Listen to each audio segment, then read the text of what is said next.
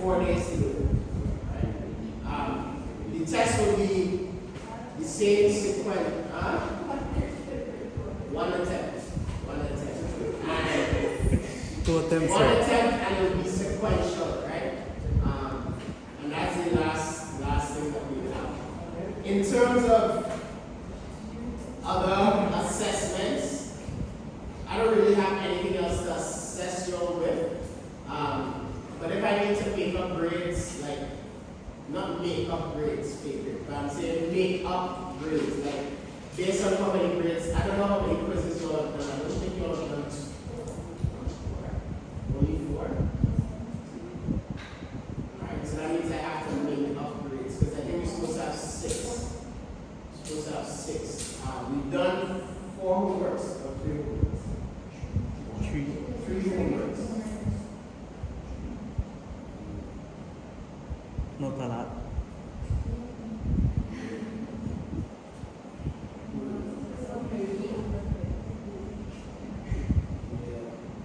You guys got questions back there, I guess.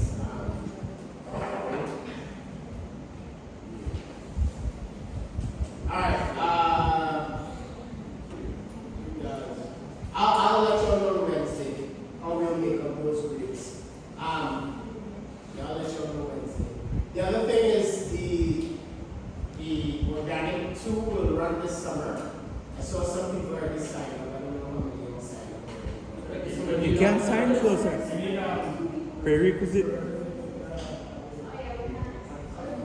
Oh, it's the people who are. So I guess some people already signed up. Because I already have like 3 or 4 people already.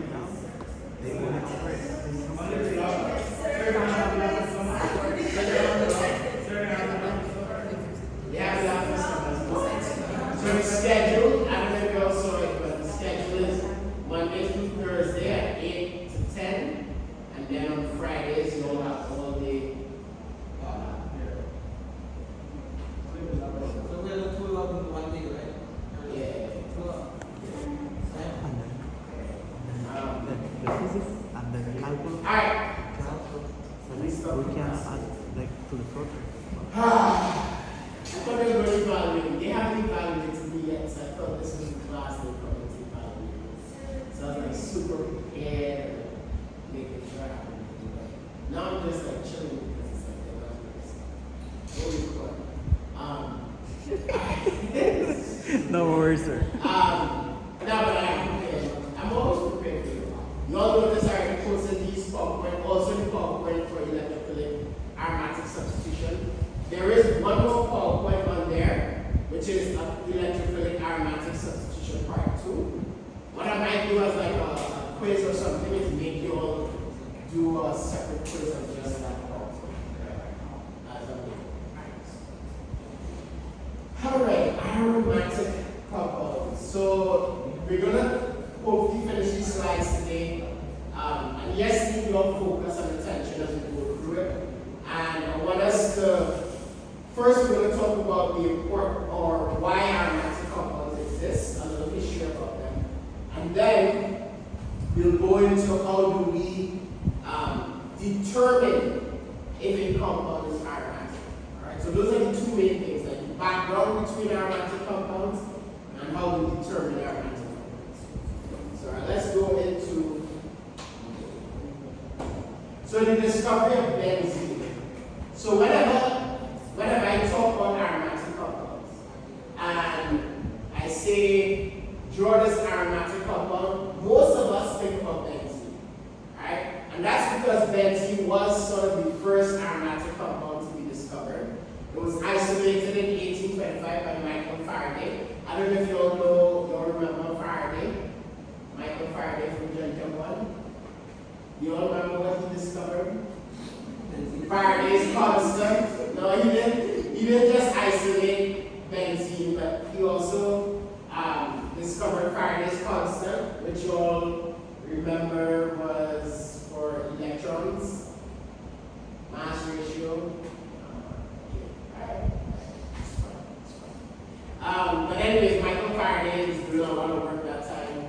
Busy man from the family. But he was doing doing so much stuff, he isolated benzene, and because he came up with the method for determining masses of certain atoms, he discovered that there was this compound, benzene, that had a ratio of carbon to hydrogen of 1 to 1.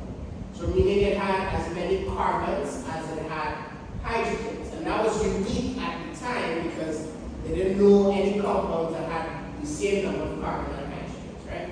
So he isolated it, and then in 1834, this, whatever his name is, determined the molecular formula to be C6H6. So Faraday said, okay, there's this compound out there that has the equal number of carbons and hydrogens, but he didn't know how much. So he didn't know how many carbons and how many hydrogens. He just knew it was an equal number. Then he synthesized, this guy synthesized it and came up with a formula for C6H6, and he named it benzene. Alright, and then other related compounds that had that low carbon to hydrogen ratio had a pleasant smell. So they ended up calling them, classifying them as aromatic, which was dumb. Because the low carbon to hydrogen ratio had nothing to do with the fact that it was benzene. It was because it had oxygen, right? Oxygen was in there and it was esters. The smell that it was smelling were esters, not the benzene rings. Benzene stinks, right? It does not smell good. But because they thought that, oh, well, all of these low carbon to hydrogen ratio compounds had pleasant smells, they just classified them as aromatic compounds. And forever we'll call aromatic compounds wrongly because they're not aromatic at all. Alright? Alright, so let's talk about the aromatic compounds and anti-aromatic. So the Kekle structure was first proposed in 1866 by this guy Friedrich Kekle, and he suggested that this is what that compound would look like. So Faraday came up with, same number of carbon and hydrogens, and then the other guy synthesized it, we had 6 carbons, 6 hydrogens, but he didn't know how they were bonded. Kekle ended up saying, okay, well, this is how it should look, and everybody thought the man was crazy. Like, no way this compound exists like this. It's a stupid way to draw a compound. That's what they all said to me, right? Because they said, how could you have alternating double bonds? That doesn't make sense. They thought the structure looked differently. And let me be honest, guys. So I synthesized a new compound. A compound that hasn't been synthesized in 100 years when I was doing my research. And it is freaking hard to figure out what that structure should look like, because all the information you have to go on is like what the mass of the atoms are, and then you have to figure out, okay, how are they bonded, right? So sometimes you have to just guess, and Kekle just guessed, and his guess was right? Now today we have NMR and all this other wonderful machinery that can prove that this is what the structure looked like. But at the time, this man just made a guess, and people thought it was crazy for that guess, right? So, one thing that also messed up his structure was that the fact that if you had this version, right, if this was the molecule, then 1,2-dichlorobenzene should have looked something. So you should have had not Jordan carbons. So if this was what the molecule looked like with the alternating double bonds, we should have had 2 versions or 2 isomers of 1,2-dichlorobenzene. So you can have an isomer where you have a chlorine group here and a chlorine group here, where it's on the double bond itself, or you can have a version where you have the chlorine group here and the chlorine group here, which is on the single bond, right? So this is what we thought you can have 2 versions, because if it was alternating double bonds, that means you can have a chlorine on the double bond, or you can have the chlorine on the single bond. But the truth was that only one of these existed, right? There was only one isomer, right? And because of that, it kind of messed up his credibility, right? His street cred was kind of hit. But thankfully, Friedrich after he died, as all great scientists do, they get the credit after they die, right? So forever, even though he could care less whether or not he was right, he was right. So why was he right and why was there only one version? Well, we've determined that because of the resonance of benzene, meaning that benzene, remember resonance is where these bonds can go ahead and like move around, right? So I'm basically moving this here, moving that here, and moving that here. And by doing that, I create the second version, right? So what we've noticed today is that this thing moves and interconverts, meaning it goes back and forth so quickly that there is not an actual just double bond or single bond, right? It's a 1.5 bond. Sounds stupid, right? How do you have a 1.5 bond? Well, it is, right? So what they've considered is that the fact that benzene is not just double and single bonds, there are actually 6 1.5 bonds, right? And they've proven that by the length of the carbon-carbon bonds, right? So carbon-carbon bonds are supposed to have a single bond of a carbon-carbon bond should be somewhere between 1.4 angstroms and 1.52, right? So it's supposed to be a little longer than the carbon-carbon bond of double bonds. So a double bond should have a length of 1.34, right? But notice benzene, all the carbon-carbon bonds have a length between these two. So that's how they ended up with that sort of hybrid, right? That's how they get the bond 1.5, right? So he was right, and he actually did, when he wrote his paper, said that the reason that you can't find the two versions of this is because the resonance structures are like interconverted so fast that you only get one version. And he was right. And we proved that he was right because of the length of that thing. So he claimed, good job to you. He used a lot of aromatic compounds and everything. I don't know if he's in heaven or hell, but right? He was right. He was right. So now that we know that, okay, benzene has this 1.5 bond order, we draw this circle inside the benzene compound like that. So that circle just represents the fact that it's a ring, right? It's sort of this ring. All right, so let's move on. So why do we have this specific thing, right? Well, we ended up sharing all of these pi electrons between all the carbons. So all the carbons of benzene have these pi bonds, and these pi electrons are sort of shifted around, right? And it's in a rotating ring. So the way how I always envision this,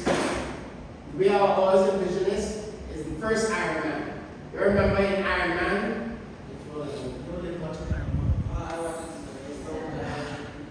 It was like the only good Marvel movie. Anyways, so Iron Man, right, the first one, he had this arc reactor. So it was like this big tube, and in this tube were electrons sort of just spin around, electricity, and that was just basically what a benzene ring looks like. It's basically, the electrons are moving around so fast because the p orbitals are close enough to each other that the electrons just jump. Alright, they just jump. Like, for example, if you all ever like had static electricity, right? When you all had static electricity. Yes. That's not happened to you all. Where like you rub your foot on something like carpet and it's cold, and you like touch like a doorknob and it shocks you. Some of you all, alright. Some of you all have. Alright, yeah. So basically the reason that happens is because we build up electronic charge in our like fingertips, and our fingertips end up like touching, because it gets close enough to the metal, it creates a static electricity shock. It's the same thing with benzene. Benzene has these p orbitals that are close enough to each other that electrons will just keep jumping, right? They're moving around like children. And they just move around, and they move around, and they just move around these p orbitals, and they just keep rotating, and creating this thing. And because of that, the bonds just shrink enough to keep that and maintain that distance. Right? So it's a very stable structure. Right? The other thing we have to understand is that each of those carbons are sp2 hybridization. Right? Because of the p orbitals that are above and below. Right? And those 6 pi electrons just move around. Right? So we have sp2 hybridization, p orbitals are around. It's sort of like the perfect compound. I mean, you can't talk. It's like perfection. 6 carbons, 6 hydrogens, all 120 degrees, all 6 pi electrons just rotate. It's a beautiful looking compound, right? Very, very stable. Alright. So let's talk about some reactions that they tried to talk about benzene. Is that because of these double bonds, and we talked about this when we did addition reactions. In addition reactions, if I have a double bond, I can break that double bond and add atoms to that double bond, right? And if I do that, then I have an addition reaction. But in the presence of bromine, this does not add. You do not break the double bond and form and add to bromine. We actually only add one.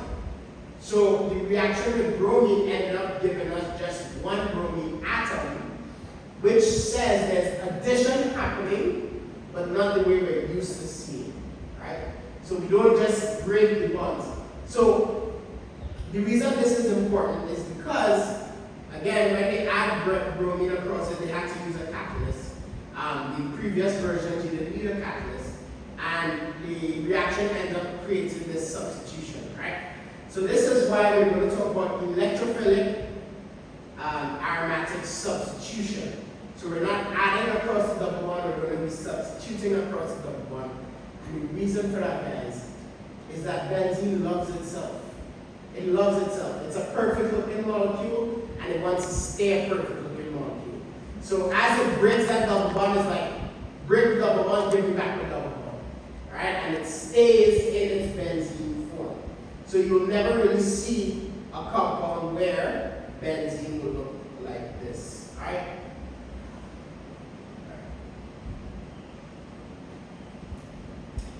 Alright, so let's talk about some other anilines. So an aniline is simply just any sort of organic compound or carbon-carbon bonds that have alternating double bonds. So all of these have alternating double bonds. And the number that you see here is just indicating how many pi electrons there are. Right? So for example, 4 aniline means that there are 4 pi electrons. So 2 double bonds each with 2 pi electrons, right? 6 aniline, which is benzene, and then up to cyclooctatetraene, and so forth, right? So these anilines have alternating double bonds. But the thing we have to note is that just because it has alternating double bonds does not mean it's aromatic. Alright, so we'll talk about why some of these aren't aromatic, especially this one, right? Alright. So first let's understand the first one.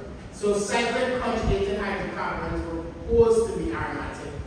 That was wrong, right? Because cyclobutadiene was so reactive that instead of forming or rotating, remember, the resonance structure is what makes it an aromatic compound. But cyclobutadiene doesn't even exist in nature. If you can isolate cyclobutadiene, you're a genius. Because it doesn't like to be isolated. It dimerizes, meaning that it ends up forming a, like 2 squares next to each other, right? It forms this dimer because it's super reactive, and we'll talk about why it's reactive, right? So you can't even isolate it, so it's not aromatic. If you all think of aromatic, and I want you all to remember this, aromatic means stability, right? If I have aromatic equals stability. If something is aromatic, it's stable. So stability gives us so if it's not stable, it's not aromatic, right? That's basically it. So another version, cyclooctatetraene, which was the bigger one, so the 8 aniline, again, adds across the double bond, but again, it doesn't not aromatic. It doesn't have this. So you end up actually breaking this double bond and adding the two bromine atoms. Right? So it's not aromatic. It doesn't want to exist. Alright? Alright, so let's talk about the molecular orbitals to explain the aromaticity. So the molecular orbitals, the reason that benzene has this aromaticity is because it has these 6 overlapping p orbitals, right? And it forms 6 molecular orbitals. 3 will be bonding and 3 anti-bonding. And the lowest energy molecular orbitals all have bonding interactions, right? They all have bonding interactions. So, now remember when we made, I'll show you all this.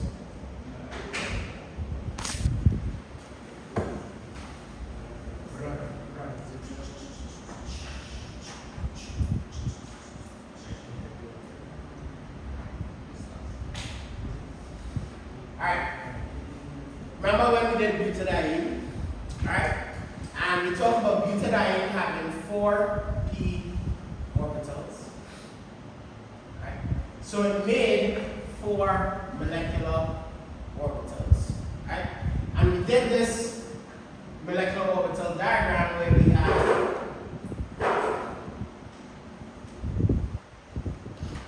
these 4 with the same phase. Right? And then at the next level, what did we do? Add a node, right? So then we ended up putting this like this, putting a node in between. And when we added a node, what it did was the node flipped our thing, right? Now I want to explain what's the difference between a bonding interaction, a non-bonding interaction, and an anti-bonding interaction, right? So let's talk about the bonding interaction first. So a bonding interaction means that there's overlap between the same phases of our molecular orbital. So overlap means that this plus and plus has overlap, meaning that they're the same, so they can overlap with each other. Same thing is true here. That is overlap. Same thing is true here. So we have 3 different bonding interactions. Right? So when we have this first molecular orbital, there are 3 different bonding interactions. Up here, we have a bonding interaction here because both of these are the same. We have an anti-bonding interaction. Anti-bonding because this plus and this minus, they don't exist, they can't overlap, they're the opposite of each other. So this is bonding, and then this is anti-bonding, right? Because the overlap is not the same. But you end up having another bonding interaction. So now we have 2 bonding interactions, right? So what we're saying is that for benzene, there are 3 versions of these molecular orbitals that have bonding interactions, right? And that's important for us as we move forward. So let's look and see how we draw those. So these are the 6 molecular orbitals for benzene, right? So the first molecular orbital, and y'all don't have to draw this because we'll draw it a little better in the next slide. The first version that we have here is all of them have the same bonding interaction, right? So we draw 6 p orbitals that all overlap. Then we have half on each side overlap each other. And then we put the node in the other direction and we get overlap between those. And you'll see this drawn a little easier for you all to see. And then, so these are the 3 bonding, and then these are the 3 anti-bonding, right? Now this will make more sense when you draw it a little bit differently. So let's look at this, right? So this is our first molecular orbital. So notice, I've drawn this now in a ring instead of a line. So you see how we drew this in a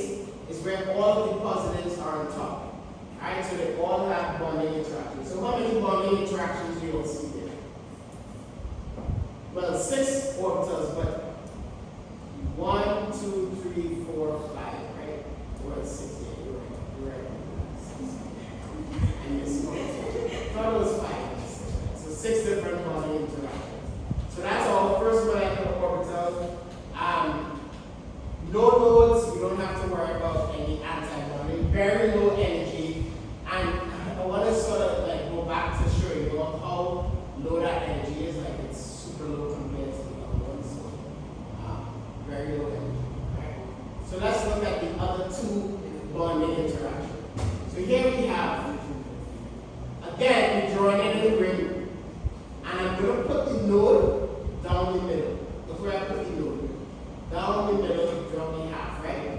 So on this side, all of them have the positive facing up. On this side, the positive facing down, right?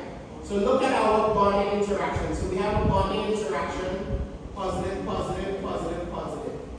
These are two anti-bonding interactions, and then these are two bonding interactions. Negative, negative, negative, negative, right?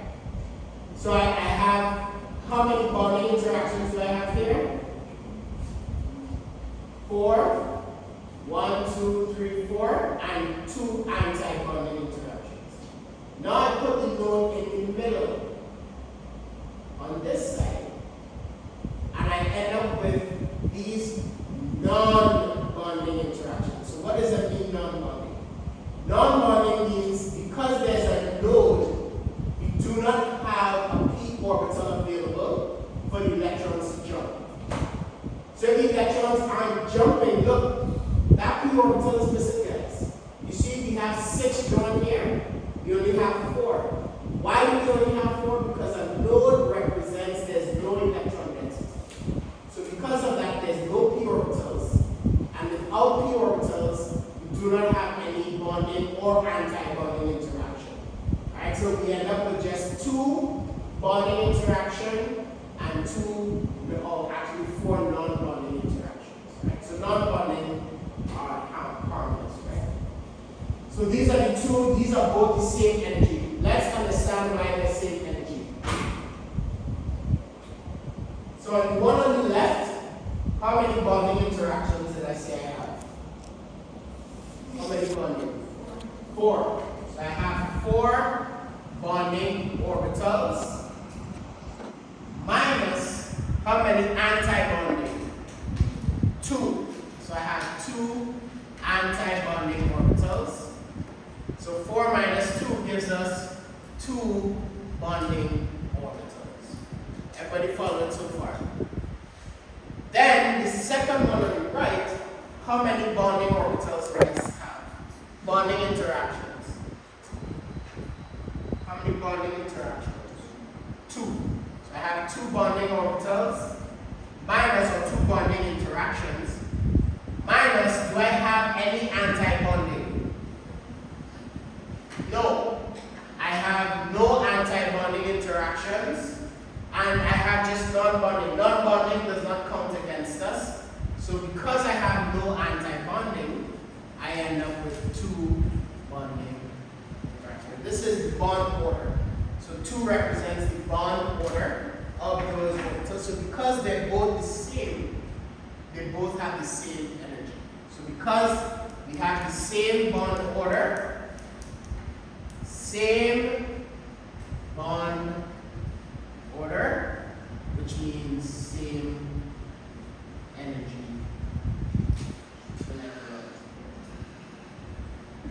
I know I've thrown a bunch of information at you all just now. Alright?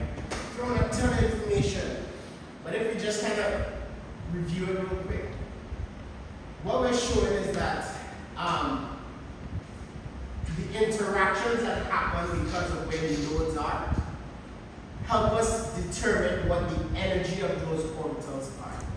And because we have 4 bonding interactions on the left and 2 anti-bonding, we end up with just 2 bonding, right? But on the right, we end up having no anti-bonding because the other interactions we have are non-bonding, right? So that's why we have just the 2. So they end up having the same energy level, and they're what we call degenerate, right? Not degenerating like bad, but degenerate meaning that the same energy. Alright, so now let's talk about what happens when I add a second. So now look at the nodal plane, right? I put one node here, I put one node there. What is another way? How do we add a second node? What's another way we can add a second node? Where would I add a second node? We can add a second node down here, and we can add a second node through that. What happens when we add a node? What happens when we add a node? We flip it, right? We flip the the orbital. So let's look and see what happens. So, why did I go so far? Well, it went all the way to the end, which was the all anti-bonding. I hated that. Alright, so let's draw them. Since it's not here, let's draw the bonding orbitals ourselves.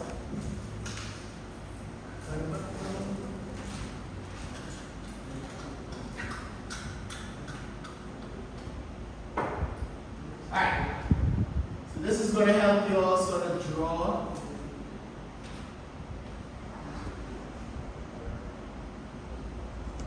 Alright, so we're going to put a node down the middle here, and down the middle here. So that's one version. And then you're going to put a node down the middle here.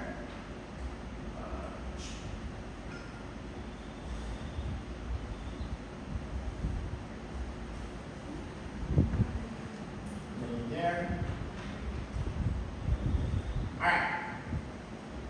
So now I've drawn my nodes, right? So I have two nodes. So this is two nodes. Alright? Now those were one node. So I have two nodes. Now let's draw our orbitals. Alright? So remember, all orbitals are wherever there's a corner, we're going to draw an orbital, right? So we draw an orbital here. Orbital here. Orbital here. Why did I not draw orbitals here? Why did I draw orbital of these? Because of what? There's a node. A node means there's no electron density. Where there's no electron density, there's no orbital. Alright, everybody following? Alright. So if I draw this positive, negative, when I have a node, what do I have to draw the other side as? Negative, positive. So this will be negative, this will be positive. Right? So then, this one I don't have to worry about, so I can draw this negative, positive, because I don't, there's a, we don't flip it like that. Alright? And then when I have a node, I put it positive, negative. Alright? So what we see happening is this. There's an anti-bonding interaction and an anti-bonding interaction. Reason we say there's anti-bonding is because I have a node in between, right? And that flips it. This is non-bonding. This is also non-bonding because there is no orbital, right? And then we have non-bonding. Over here, let's draw. So what do we have here? So I'll put my things on the two sides. What do I have here?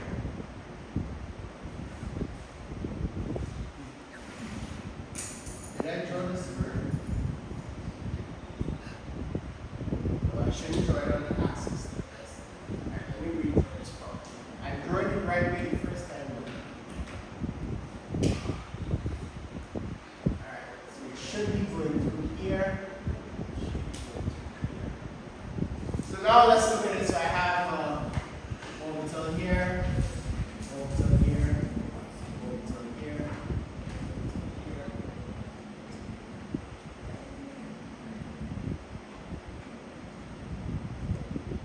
So positive, negative, flip this, negative, positive, negative, positive, positive, negative, negative, positive, negative. Everybody see what I did there? You all didn't see what I did. Look at it, guys. Positive, negative. Node, flip it. Negative, positive. No node, negative, positive. Node, flip it. Positive, negative. Node again, flip it. Negative, positive. Negative, positive. Everybody see that? So now let's draw what are the interactions. So here I have what type of interaction is this? What interaction do I have here? Anti-bonding. What type of interaction do I have here? Bonding.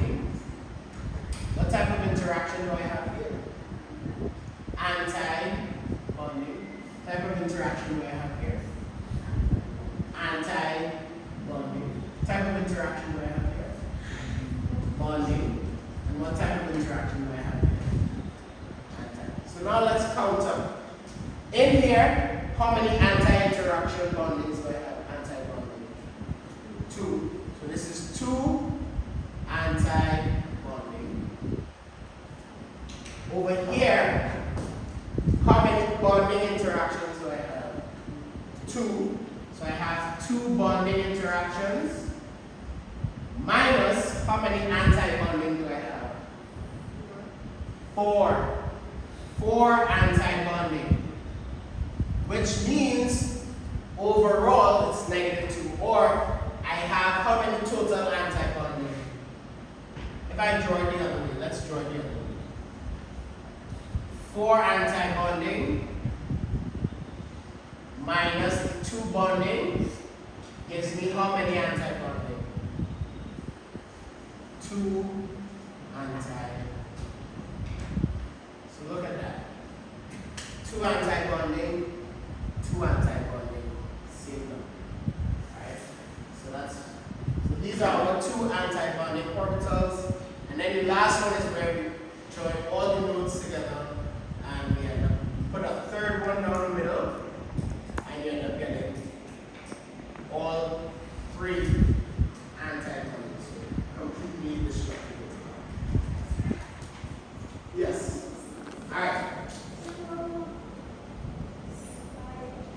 How do you know? Which one?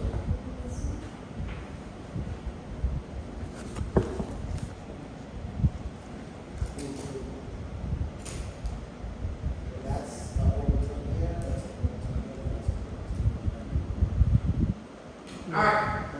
So if I had to draw these molecular orbitals like this, it would be time consuming. So instead of doing all of this for 6 different orbitals, we just draw what we call a frost circle or energy diagram for benzene.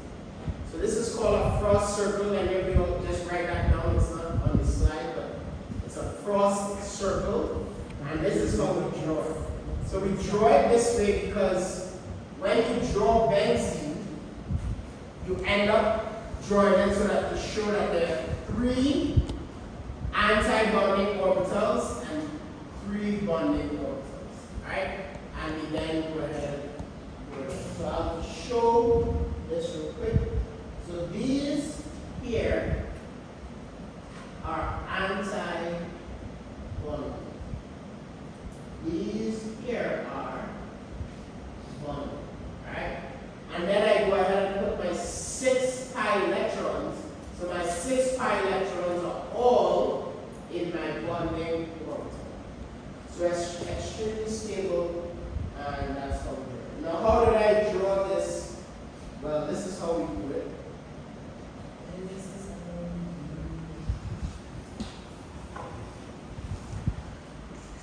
Alright, so this is how you do it.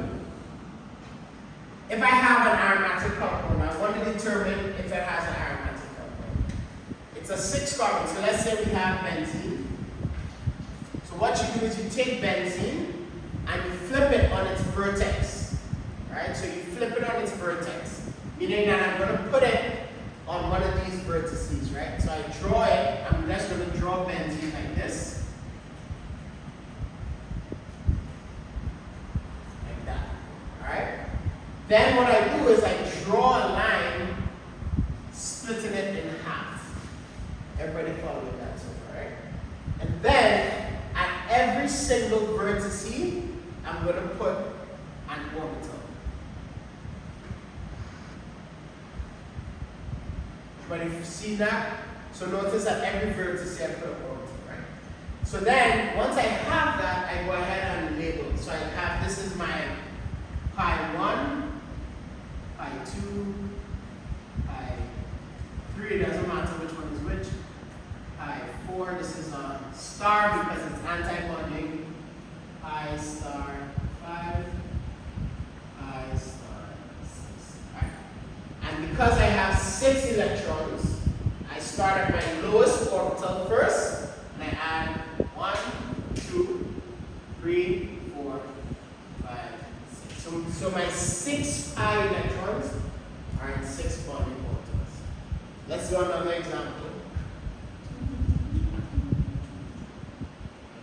So this is cyclopentadiene, right? Let's go ahead and draw this one. So I have to flip this on its vertices. So I put the vertices at the bottom. So instead of it looking like this, I draw it like this.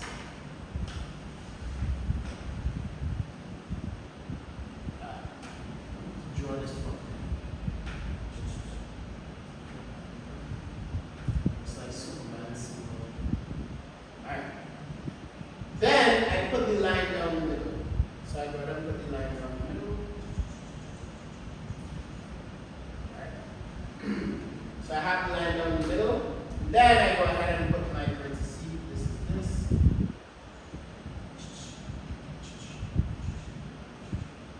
So let's look at this now. So now I have my 5 orbitals, right? And I have 2 double bonds. So how many pi electrons do I have? 4. So this is 2 electrons will go here in pi 1. This is pi 2, pi 3. So 2 electrons goes here.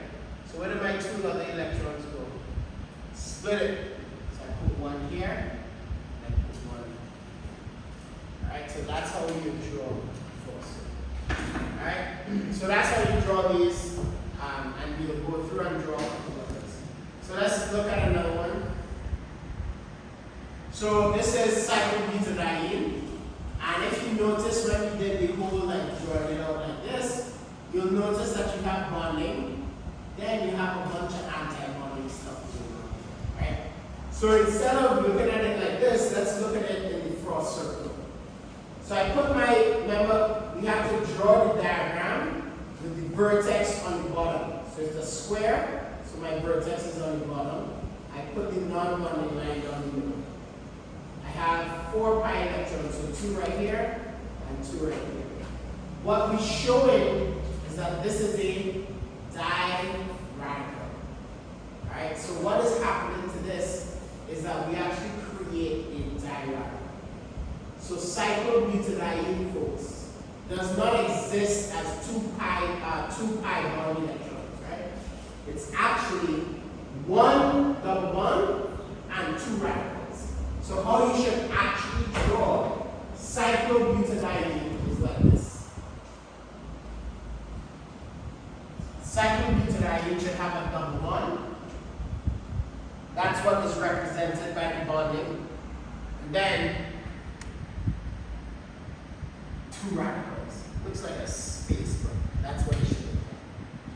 This is why this dimerizes. This is why this does not exist in nature, because radicals are extremely reactive, and because of that, it's going to react with the other radical that forms and create a new compound. Right? So this reacts with, 2 of these will react with each other to form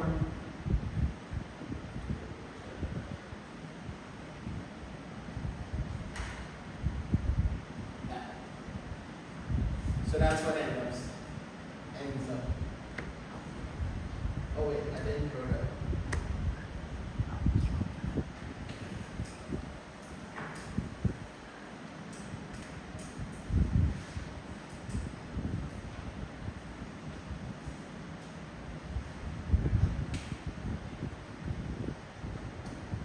Yep, that's what it looks like. So that's what cyclobutadiene will make. Alright? Do you all see another diradical? Cyclopentadiene is another diradical. So this is also very reactive. So that means this is not aromatic. Because it's so reactive, this is not aromatic. Alright? It's not aromatic. So that's the important thing for us to understand. Alright. So now let's look at some others. So benzene, nice aromatic. Cyclopentadiene, not aromatic. Cyclooctatetraene, notice again another diradical, not aromatic. Alright? So aromaticity requires that you have conjugated pi bonds.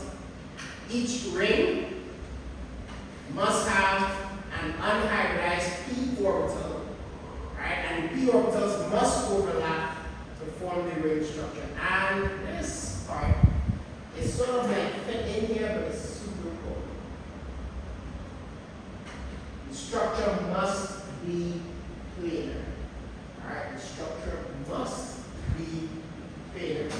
Alright? So we have to have a planar molecule. So the conditions again. So conditions for aromaticity. Instead of writing it out, I know there's a bullet points, but y'all are a TikTok generation, so you all take videos that are already 10 minutes and boil them down to 15 seconds. I don't know how you'll absorb information in 15 seconds. So I'm going to take the bullet points that are already bullet points and make them even smaller bullet points, right? So I have aromaticity.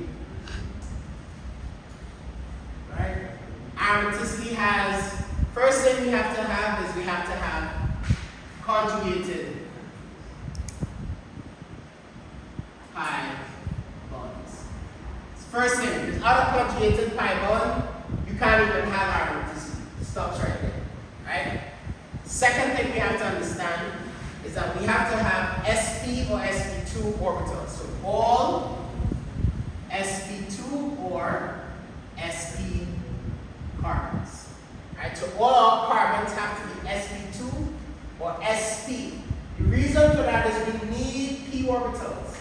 If we do not have p orbitals, we're not going to have an overlap of pi electrons. So that's the next thing. Third thing is that our p orbitals must overlap. P orbitals must overlap. And then planar. Your molecule has to be planar. Right? It can't be too big that it's not planar.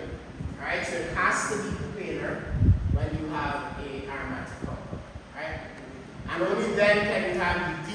The last one is that delocalization lowers energy. Right? I know you all been sleeping for most of this thing, but I want to tell you what I mean by that. If I draw cyclobutadiene like this, right? These two pi bonds, the electrons are localized, meaning that we're keeping them in these bonds. If I delocalize the electrons, it should lower the energy of the molecule. But what happens when I delocalize these is that I end up delocalizing it, moving electrons here, and creating a diradical.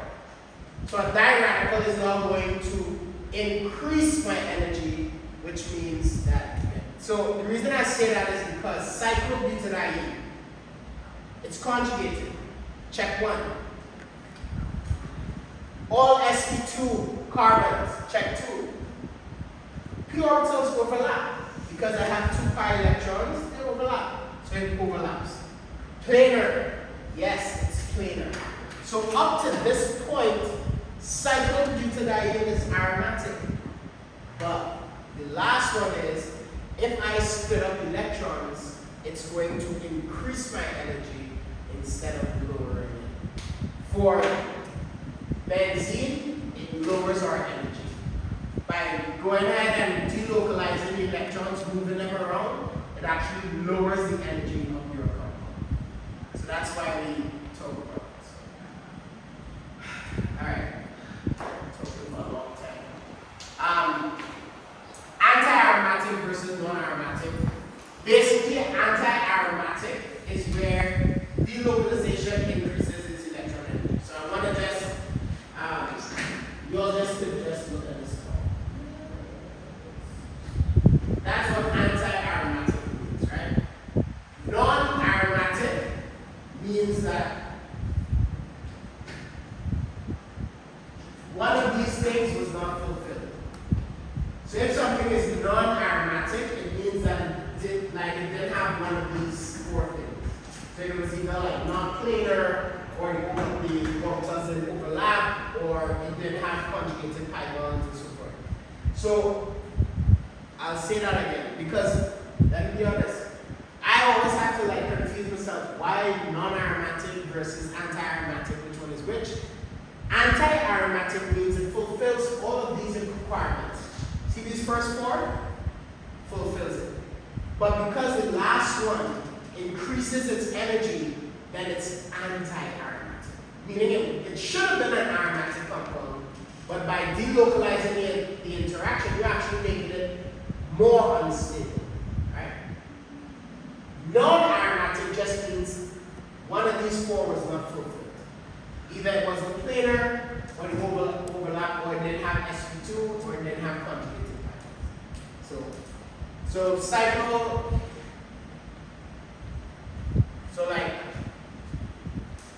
cyclopentadiene, if you look at this, it doesn't really have alternating numbers.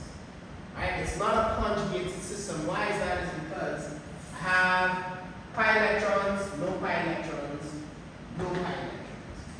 So because of that, it's not alternating. So cyclopentadiene is anti-aromatic cyclobutadiene. Cyclobutadiene. Cyclopentadiene is non-aromatic. Do you all see the difference? Right? I hope you all learned, like, a teacher didn't explain that to me so clearly. So hopefully that makes sense to you guys. Alright? So, alright, so I went through all of these things, but one of the ways we just kind of go through it is we use Huckel's rule. So Huckel's rule could sort of like get us to the point where once the aromatic criteria is met, then Huckel's rule applies. So that means once we've talked about all of these, then we can do Huckel's rule, right, and check to see if it's aromatic. So to do that, you go ahead and take the number of pi electrons, 4n plus 2, and the compound is aromatic if n is an integer, a whole number, right? So for example, 4n plus 2 equals the number of pi electrons. How many pi electrons does benzene have? How many pi electrons does benzene have, folks? 6. Benzene has 6 pi electrons. Benzene has 6 pi electrons. We have 6. Subtract 2 from both sides. We have 4n is equal to 4 divided by 4. N is equal to 1. So it's an integer. Right? So that's why it fulfills Huckel's rule. So if the number of pi electrons is 4n, then the compound is anti-aromatic, and that's because 4n, right? So if, say for example, we have 4,8, it's anti-aromatic because it has diagram. Alright, so let's finish off on anilines. So 4-aniline is anti-aromatic. 8-aniline would have been anti-aromatic, but before it even gets to being anti-aromatic, the thing is not planar, so it's not aromatic. So 8-aniline should be anti-aromatic, but it's actually not even aromatic in general, because it's not planar. 10-alanine is aromatic, but it's isomers. It has isomers that are not planar. So anything larger than 4n tends to be anti-aromatic because they are planar. Right. So let me ask you this question. Which one of these is aromatic?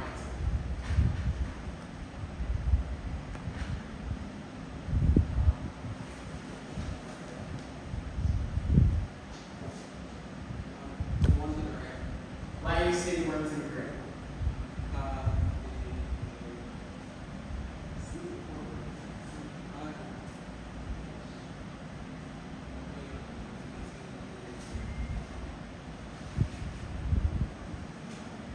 Alright, let's look at the first one. First things first. Do we have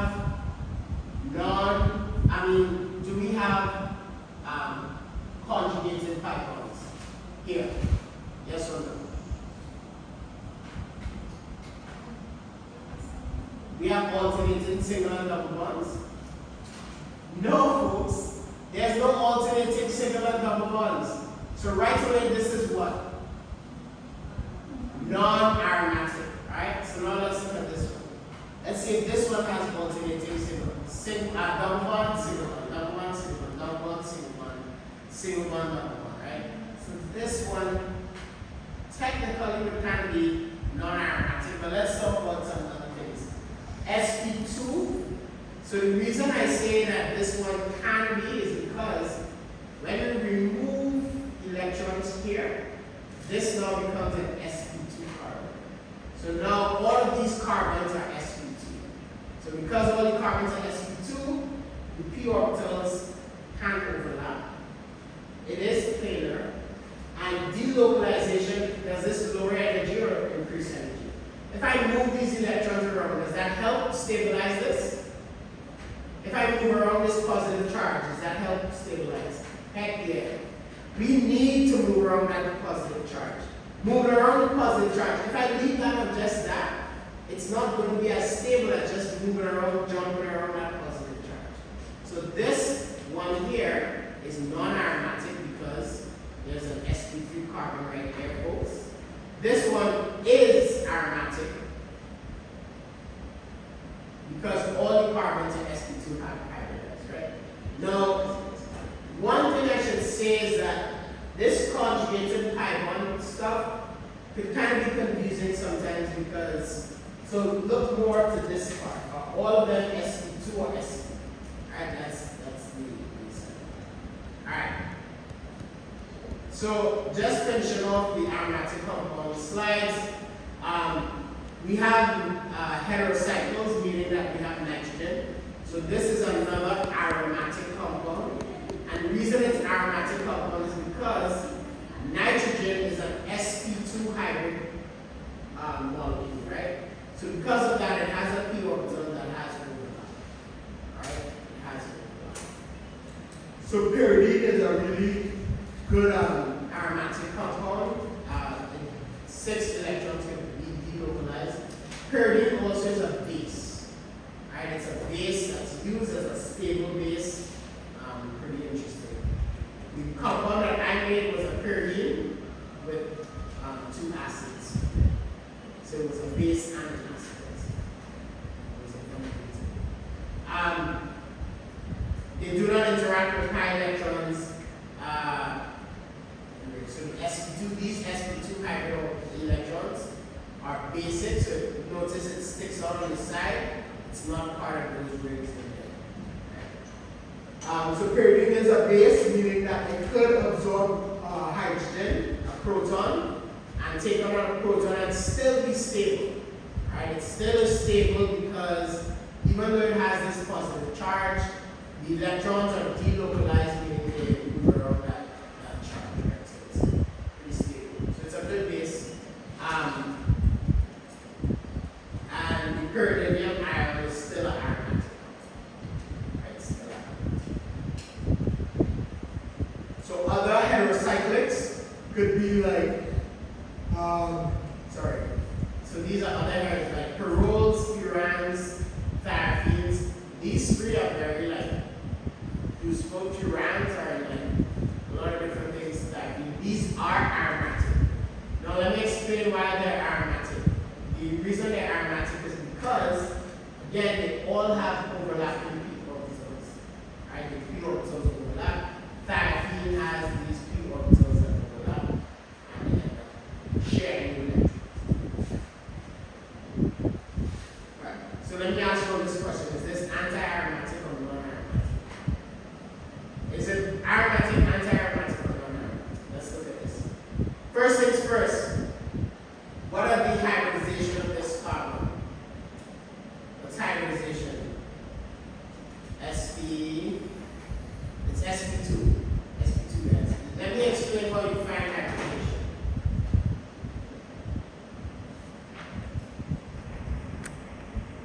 Alright. The easiest way to determine hybridization, count number of bonding regions. Count the number of bonding regions. So around this carbon, I have 1, 2, 3 bonding regions, which means this carbon is sp2. The same is true for that carbon, sp2. What about this nitrogen? How many bonding regions does it have? This nitrogen up here. How many bonding regions? Let's look at it. 1. Well, electron density. 1, 2, 3. So what is the hybridization here? sp2. What about for this one?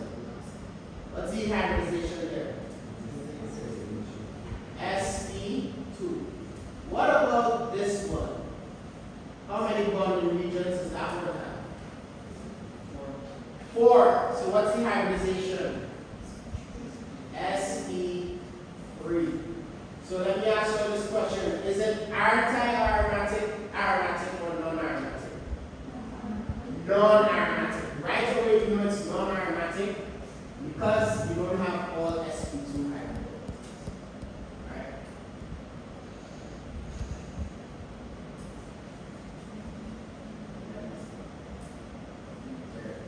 Oh, why did it say aromatic? And that's something else. Sorry guys. How did I mess stuff up? Anybody want to explain why I have aromaticity even though I don't have all sp2? Anybody want to guess? What did I miss? What did I miss?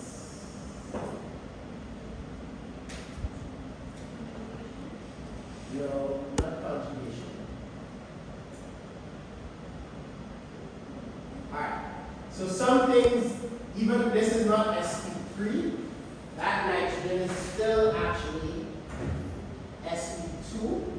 And the reason it's sp2 is because those lone pair of electrons are p orbital electrons. So the lone pair of electrons on nitrogen are p orbitals. These lone pairs of electrons are in the sp2 orbital. Alright, so you end up getting like different ones, but it's sort of all p orbital. It is aromatic. This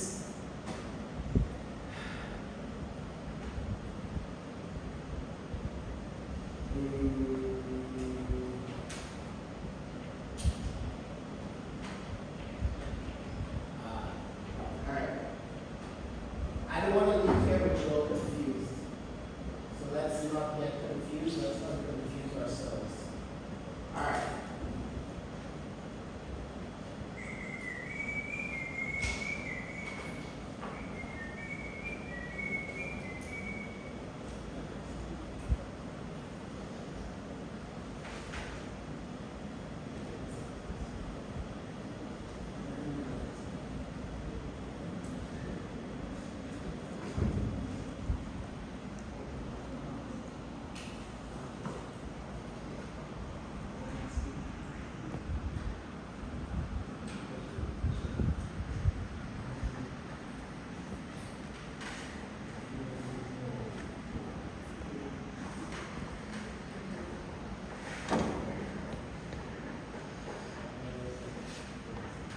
Alright. So please don't sleep. Wake up for a second. Just wake up for a second so we can go over this, right? Yeah, if you can't see, you should just sit up front. Like, just sit up front if you can't see.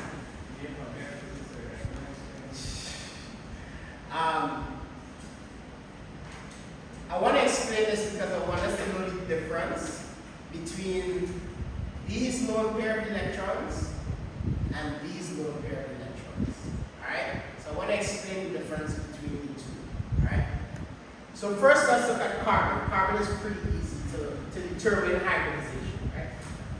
Carbon makes 3 single bonds and then it makes a double bond, which means it has to make, anytime you have a single bond, guys, it's a hybrid orbital. Does that make sense? remember we talked about single bonds are all hybrid, right? So because I have 3 single bonds, that means I have 3 hybrid orbitals. That means I have an sp2, right? So this is an sp2, sp2, sp2, and then this double bond is now my p orbital, pi electrons. Everybody following that part so far, right? So the same is true on the other side. So this carbon has sp2, sp2, and then a p orbital. Following? Right. Now nitrogen has already used its electrons in that p orbital to make the double bond with carbon. Right? Remember, nitrogen has 2 sets of lone pairs of electrons, right? So if I draw nitrogen, usually it has like 2 lone pairs like this, right? So one of those lone pairs is pi bond, right? So, right. So because nitrogen has already used one of its electrons in the pi bond, that means this is an sp2. We already established sp2, sp2, and p. So then this, what's this single bond going to be? sp2, because it's sp2, sp2, p, right? And then this also one is sp2. So then these electrons are in what? sp, sp2. So these are sp2 electrons. Do you all follow? You all feel me? Alright. So I already have an sp2 and an sp2. So what do I mean? What is this going to be? sp2. So I have sp2. So that means my nitrogen is sp2. Right? So that means because I have sp2, sp2 means that I have a p orbital left, and these electrons are p. You all see that? You all see it? Right? So these electrons are sp2 electrons. These electrons are p electrons, pi electrons. So because of that now, I have pi electrons here, pi electrons here, pi electrons here. So I have the alternating there. Right? I needed to explain that because it would suck for me as a teacher to have you all go and leave here today confused. If you're still confused, alright. I think that's it. So that's it, guys. So I will see you all on Wednesday.